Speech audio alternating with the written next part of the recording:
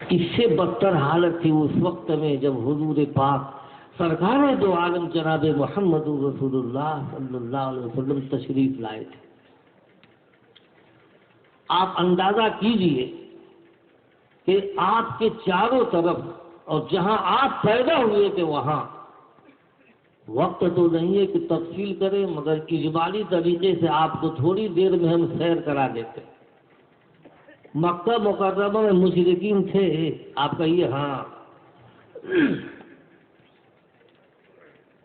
یہ لوگ مردار بھی کھاتے تھے، لڑکیوں کو زندہ دفن کرتے تھے، زناکاری بدکاری کرتے تھے، ان کی عورتیں کھلے مہار بے پردے گھوما کرتی تھی، ایسا گھومتی تھی کہ بس کہیے مت۔ کسی شاعر کو کہنا پڑ گیا، کسی شاعر کو کہنا پڑ گیا، آنکھ والے تیرے جوبن کا تماشا دیکھیں، دیدہ کور کو کیا آئے نظر کیا دیکھے، جو نہ دیکھے اس کو انہرا کہے، سب کا کو ٹکر ٹکر، ادھر دیکھو ادھر۔ یہ وہاں کا ماحول تھا، شراب نوشی ان کے عام تھی، بچیاں پیدا ہو کے زندہ دفن کر دی جاتی تھی، کیا کیا نہ برائیاں تھی۔ آخر یہ برائیاں تھی کہ نہیں، ان کو ختم کرنا تھا کہ نہیں ختم کرنا تھا؟ ضرور ختم کرنا تھا۔ اور آگے تھوڑا سا بڑھیے، مدینہ طیبہ اور اس کے اطراف میں کچھ یہودی بستے تھے، ان کے بارے میں تو آج بھی آپ سمجھ سکتے ہیں یہودی کیسے ہیں۔ دنیا بھر میں سب سے بڑے سازشی یہی لوگ ہیں، اور اللہ کی کتاب میں تحریف کرنے والے، یہاں تک کہ نبیوں کو قتل کرنے والے۔ تفسیر جلالین میں لکھا ہے کہ یہودوں نے ایک دن میں 43 نبیوں اور 170 بزرگوں کو قتل کر ڈالا۔ یہ قاتلین انبیاء کی جماعت ہے، روئے زمین کی سب سے خبیث اور بدتمیز قوم، ان کو بھی درست کرنا تھا۔ اور ادھر بہت بڑے مذہب والے عیسائی آباد تھے ملک شام میں، بہت بڑی طاقت تھی ان کی، بہت سپر پاور حکومت ان کی تھی، اب بے شمار فوج کے وہ مالک تھے، مگر وہ اللہ کی ذات میں شریک کرنے والے ہو گئے، توحید کی پرستیں اڑا دی ان حضرات نے۔ نتیجہ یہ ہوا کہ ان کی بھی اصلاح کی ضرورت تھی۔ اور ادھر تھوڑا سا آگے بڑھ جائیے، ایران والوں کو دیکھیے، آج تو شیعہ کی حکومت وہاں چل رہی ہے، مگر اس کو فتح کرنے والے الحمدللہ صحابہ کرام تھے، لہذا وہاں ایران میں آتش کی پوجا ہوتی تھی، آگ کی پوجا ہوتی تھی، 1000 برس سے زیادہ ہو گئے تھے، ان کی آگ نہیں بھولی تھی، اللہ کو بھولے ہوئے تھے، اور بے مہار بادشاہ لوگ ہو گئے، اور بھاری بھاری ٹیکس اپنی عوام کے اوپر لاد دیا تھا۔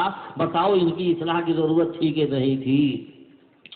ایک جماعت دہریوں کی تھی جو اللہ ہی کو نہیں مانتے تھے، ان کو بھی منوانا تھا کہ نہیں منوانا تھا؟ دوستو بزرگوں، یہ دنیا کا اس زمانے میں نقشہ تھا۔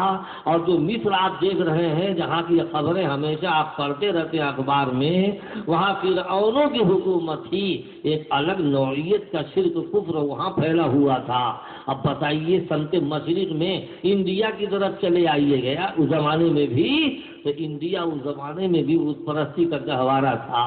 اب پوری دنیا کا نقشہ تھوڑی دیر میں آپ نے دیکھ لیا، آپ اندازہ کیجیے کہ اللہ کے رسول سرکار دو عالم جناب محمد رسول اللہ صلی اللہ علیہ وسلم کے اوپر کتنی بڑی ذمہ داری تھی اصلاح کرنے کی، ساری دنیا سے ٹکر لینا تھا، مگر یہ کہ اللہ رب العزت نے آپ کی تعریف بھی فرمائی، اور اوپر سے اللہ رب العزت نے آپ کی ذات مبارک کو اتنا بولڈ بنایا تھا، اتنا اہم بنایا تھا، اور ہم جہت شخصیت آپ کی اتنی زبردست تھی کہ دنیا میں آپ کا مقابلہ کرنے والا کوئی دوسرا نہیں تھا۔ آپ کی ذات گرامی کو دیکھو اور جسم مبارک کو دیکھو تو آپ سے زیادہ قدر موضوع کسی اور کا نہیں مل سکتا ہے۔ آپ کی چال ڈھال کو دیکھو تو آپ کے بہترین چال ڈھال کسی کی نہیں، آپ کے پورے سراپا کو دیکھو، آپ کے حسین خوبصورت کوئی اور سراپا نہیں کوئی دکھا سکتا۔ آپ کے چہرے انور کی تصویر احادیث میں کھینچی جاتی ہے، الشمس تجری فی وجہہ ایسا معلوم ہوتا تھا کہ سورج آپ کے چہرے انور میں چل رہا ہے، آپ کی گردن مبارک جیسے چاندی کی گڑیا ڈال دی گئی ہو ایسی گردن آپ کی صاف شفاف دکھائی دیتی تھی۔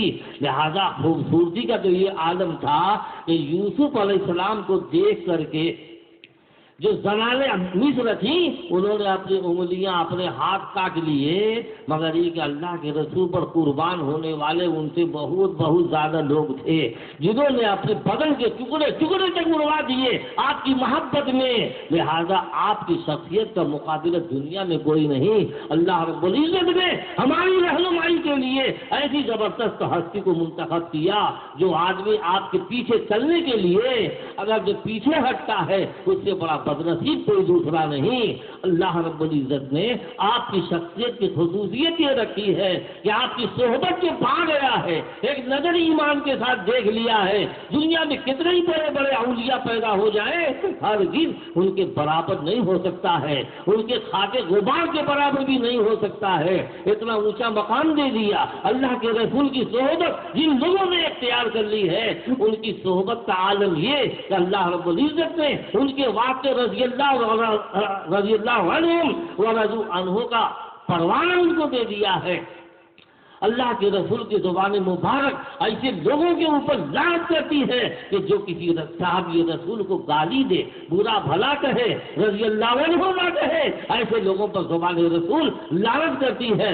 اللہ رب العزت کے رسول کے صحبت کی برکت یہ کہ خلفائے راشدین کا اجماع پوری امت میں حجت مانا جاتا ہے اور اس کو ایک دلیل قطعی مانی جاتی ہے۔ جو اس کا انکار کرتا ہے بہت سارے علماء کرام ان کو بھی کافر کہا کرتے ہیں۔ اب ایک صحابی کا قول، صحابی کا فعل حجت ہو گیا ہے۔ اتنی زبردست شخصیت اللہ کے رسول کی ہم کو عنایت ہوئی ہے دوستوں اور بزرگوں۔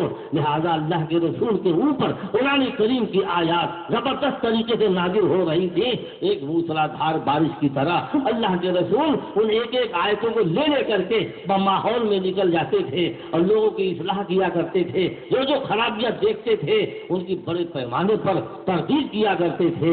وہ کام ہی تھا اللہ کے رسول کا زمین کے اوپر اللہ رب العزت کی پوری خلافت کا قائم کرنا آپ کا مقصد تھا، آپ کا نصب العین تھا، نبوت کے فریضے میں شامل تھا۔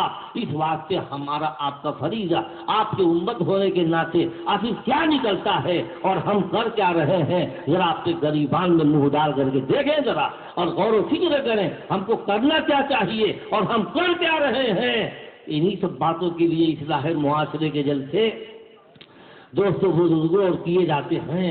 لہذا اس بنیاد پر آپ دیکھیں کہ رسول اکرم صلی اللہ علیہ وسلم نے اتنی زبردست دنیا کی بساط اٹھنے کے لیے کمر ہمت باندھ لیا ہے اور اللہ کی طرف سے پرے کے در پرے فرشتے اترتے تھے ان کی تائید کے لیے، ان کی مدد کے واسطے۔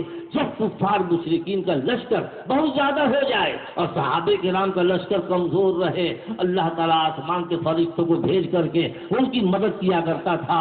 بہت لمبی تفصیل پہ جانے کا وقت نہیں ہے۔ یہ پہلا مارکہ حق و باطل، یہ مارکہ بدر کہلاتا ہے، سن 2 ہجری میں واقع ہوا اور رمضان مبارک 17 رمضان کو یہ واقعہ پیش آیا ہے۔ آپ جانتے ہیں کہ مسلمانوں کی تعداد بہت کم تھی، کل ملا کر کے 313، اس میں بوڑھے بھی تھے اور کڑیل جوان بھی تھے، کچھ بچے بھی تھے۔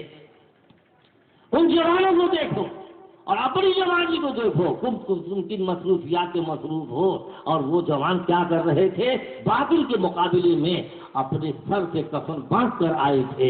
ان کے پاس کچھ نہیں تھا، زیادہ سے زیادہ 8 تلواریں، 6 زرہیں، 2 گھوڑے، بقیہ کل گاڑھا کا کرتا پہنے ہوئے، وہ سب مکہ چلانے والے تھے، مگر اللہ کا حکم پورا کرنا ان کا کام تھا۔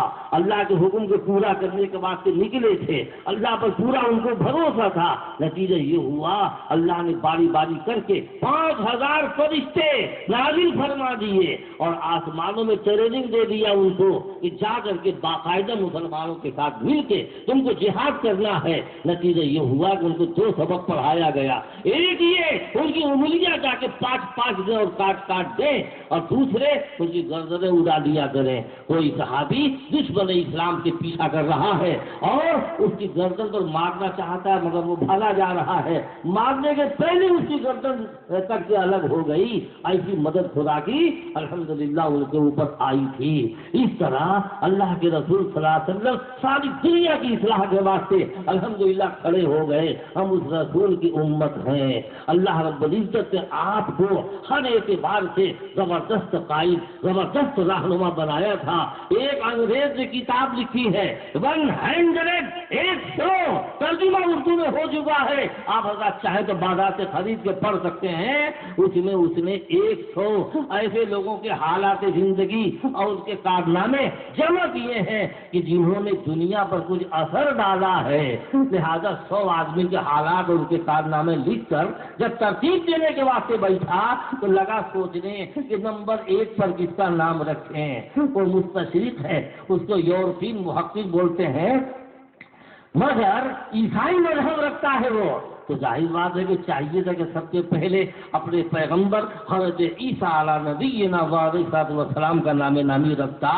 مگر اس نے سوچا ہوگا کہ کتاب چھپ کے مارکیٹ میں جائے گی اور لوگ جب دیکھیں گے ناانصافی کیا ہے تو اس کی تردید میں اتنی کتابیں لکھیں گے کہ میری کتاب کی دھجیاں فضائے آسمانی میں اڑ جائے گی. لہذا خدا کی طرف سے گویا اس کے دل میں ڈال دیا گیا ارے انصاف کر انصاف. لہذا اس نے جب ترتیب دینا شروع کیا سب سے 1 نمبر پہ جس کا نام رکھا ہے وہ آپ کو خوشی ہوگی کہ حضور پاک سرور کونین جناب محمد رسول اللہ صلی اللہ علیہ وسلم کا نام رکھا ہے. اور وہ لکھتا ہے حضرت محمد صاحب دنیا کے سب سے بڑے قائد, سب سے بڑے مصلح, سب سے بڑے رہنما اور سب سے بڑے سائنسداں غیر شہادت دے رہے ہیں, اور ہم آپ کے راستے کو چھوڑ کے کسی اور کی طرف بھاگے چلے جا رہے ہیں.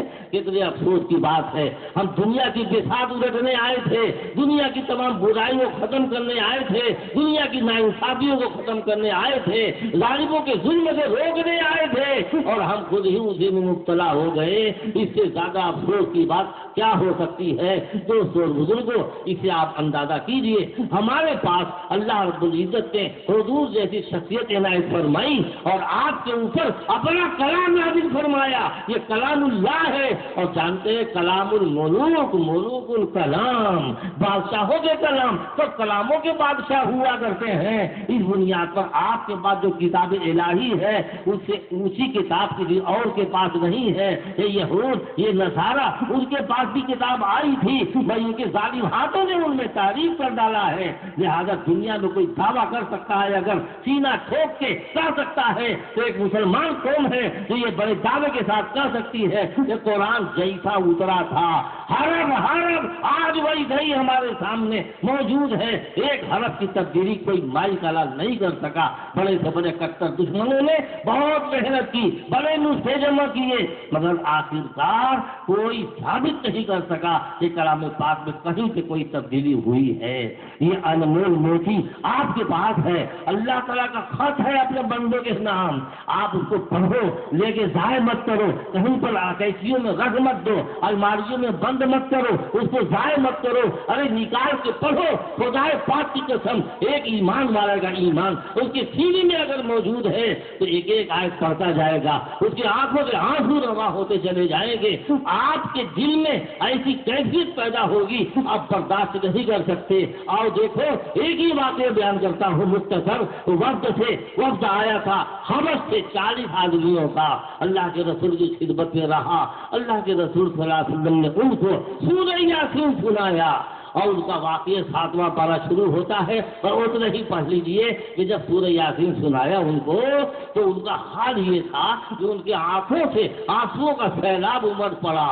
اللہ تعالیٰ اس کو یوں نقل فرماتے ہیں وَإِذَا سَمِعُوا مَا أُنزِلَ إِلَى الرَّسُولِ تَرَىٰ أَعْيُنَهُمْ تَفِيضُ مِنَ الدَّمْعِ مِمَّا عَرَفُوا مِنَ الْحَقِّ جب ان لوگوں نے کتاب الہی کو سنا، کلام الہی کو سنا، تو یہ مخاطب تو نے دیکھا ان کے آنکھوں سے آنسوؤں کے سیلاب بہ پڑے اور ان کو افسوس ہوا، اب تک ہم کہاں مرے پڑے تھے، کیوں نہیں پہلے ہم کو سمجھ میں آ گیا۔ دوستو وقت ختم ہو رہا ہے، اس لیے میں نے کلام پاک کہا کہ نام لیا، ابھی کچھ بیان نہیں کر پایا، اس لیے ایسے ہی کچھ انمول باتیں آپ کے سامنے کلام پاک کی میں پڑھ دیتا ہوں، سنا دیتا ہوں اور اس کا معمولی سے ترجمہ کر دیتا ہوں، آپ کو اندازہ ہو جائے یہ کلام الہی میں اللہ رب العزت نے کتنی حسین اور کتنی اونچی ہم کو تعلیم عنایت فرمائی ہے۔ اگر ہم آپ اس کے بارے میں سوچ لیں اور سمجھ جائیں اس کے مطابق، ہماری زندگی پھر ویسے ہی ہو جائے گی انشاءاللہ، جیسا شروع زمانے میں ہوا۔ اللہ کے نبی اکیلے تھے، یک تو وہ تنہا تھے، اب مقابلے میں اتنا بڑا میدان جو میں نے شروع میں آپ کے سامنے رکھا تھا وہ تھا، مگر اللہ کے رسول کی چار صحابہ کرام نے جان جوخوں پر ڈال کر قدم بردوش ہو کر میدان مقابلے میں نکلے، اور اتنا نکلے یہ ملک شام، یہ ایران، یہ مصر کل فتح کر لیا، ان تمام لوگوں کو زیر نگین اسلام کر دیا اور اسلام کا جھنڈا لہرا دیا الحمدللہ۔ سب جگہوں پر اللہ تعالیٰ جس مقصد سے بھیجا تھا اس مقصد کی الحمدللہ تکمیل ہو گئی، پھر کا پاسا پلٹ گیا، پھر وہی غالب آ گئے، پھر ہم مغلوب ہو گئے، پھر ہم ذلیل کیے جا رہے ہیں، پھر ہمارے اوپر ظلم و ستم کے پہاڑ توڑے جا رہے ہیں۔ دیکھو ہم کلام پاک کی تعلیم کیا ہے اور ہم کر کیا رہے ہیں، بس چند ایک آیات آپ کے سامنے بیان کر کے میں بات ختم کرتا ہوں۔ میں نے شروع میں ایک آیت پڑھی تھی، ذرا اسی کا ترجمہ سنیے، دیکھیے تو اللہ تعالیٰ کلام پاک میں کیا کہتے ہیں۔ حضرت لقمان علی نبینا علیہ الصلوۃ والسلام کے زبان مبارک سے کہے ہوئے جملے جو وہ اپنے بیٹے کو نصیحت کرتے ہیں، اللہ رب العزت نے نقل فرمایا ہے۔ کیا فرمایا؟